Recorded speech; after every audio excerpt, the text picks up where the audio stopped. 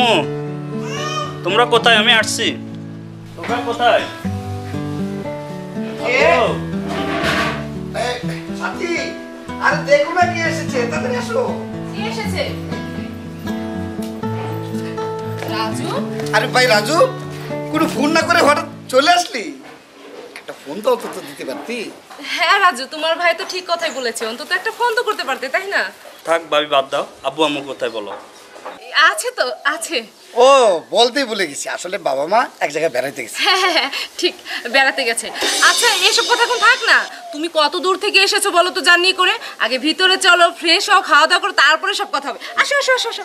কি হলো ভাইয়া, বাবা মা কোথায়? কি হলো ভাইয়া, তুমি আন্দা আন্দা করতেছো কেন?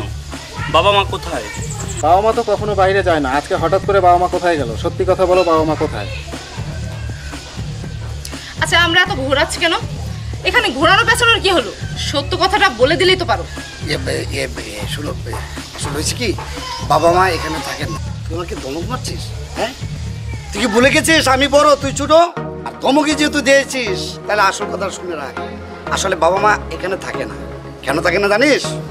কারণ বাবা মার যত সয় সম্পদ আছে সব আমাদের নামে লিখে দিয়েছে। প্রয়োজন শেষ, তাই বাবা মা এখানে আর থাকার প্রয়োজন মনে করি না। বাবা মাকে তাড়িয়ে দিয়েছি। এখন তুইও ইচ্ছা করলে এখানে থাকতেও পারিস, অথবা বাবা মার মতো যেতেও পারিস। কি বলছো কি? থাকতে পারবে মানে? ওকে আমি এখানে রাখলে তো আমি থাকতে দেব না। আমার আর কিছু করার নেই মাই ব্রাদার। এত কথা বলে লাভ নেই, ঘরে চলো।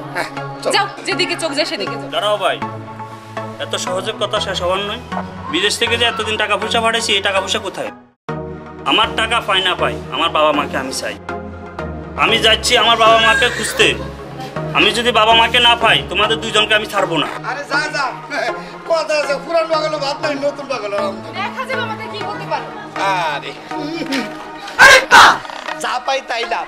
সোনা বন্ধে আমারে পারান জুড়াইছে, সোনা বন্ধে আমারে পারান জুড়াইছে।